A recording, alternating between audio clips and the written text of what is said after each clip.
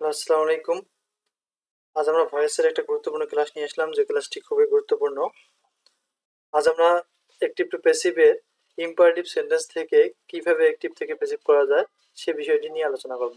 So চলুন কথা না বাড়িয়ে আমরা আলোচনা শুরু করে দেই। Let's get started our class today. Imperative সেন্টেন্সের ক্ষেত্রে প্যাসিভ করার নিয়ম হচ্ছে প্রথমে লেট প্লাস অবজেক্টটি সাবজেক্ট প্লাস বি প্লাস মূল ভার্বের পাস্ট পার্টিসিপল ফর্ম। আর ডন্ট থাকলে লেট নট, অর্থাৎ লেটের জায়গা শুধু লেট নট প্লাস এইগুলোই হবে।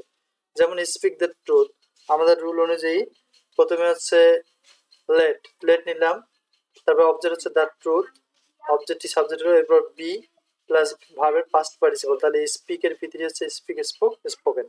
আপনারা সাধারণত ডন্ট ও ভাব দ্বারা যে সেন্টেন্স শুরু হয় সেটি মূলত ইম্পারেটিভ সেন্টেন্স হয়, এভাবে চিনতে পারেন। রাইট আ লেটার, এটা ইম্পারেটিভ সেন্টেন্স। প্রথমে লেট, অবজেক্ট হচ্ছে লেটার, তারপরে অবজেক্টের পর বলছে কি বি, তারপরে ভি থ্রি, অর্থাৎ ভাবের পাস্ট পার্টিসিপল। রাইটের পাস্ট পার্টিসিপল হচ্ছে রাইট, রোট, রিটেন।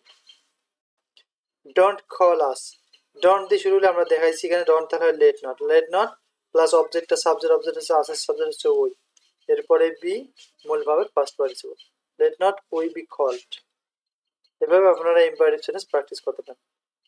এখন আসতেছি আমরা ডাবল বা অতিরিক্ত অবজেক্ট থাকলে প্যাসিভ করার নিয়ম।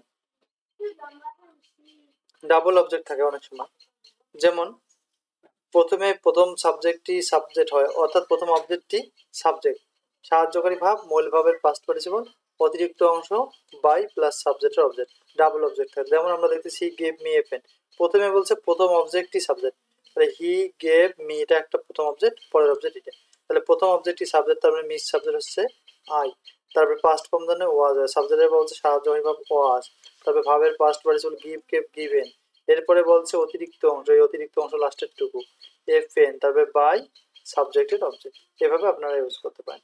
হ্যালো টিচার্স অফ ইংলিশ, এখানে অবজেক্ট হচ্ছে আস, আসের সাবজেক্ট হচ্ছে উই, প্রেজেন্ট জন্য আমি যার, plus V three subject, V three plus অতিরিক্ত অংশ ইংলিশ বাই সাবজেক্টের অবজেক্ট হলো।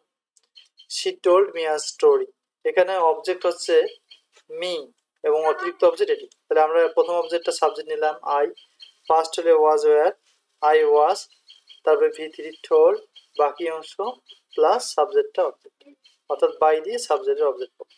এটি আপনাদের কাজ, আপনারা কমেন্টে এর অ্যান্সারটুকু লিখতে পারেন like same way. Thank you for watching this video.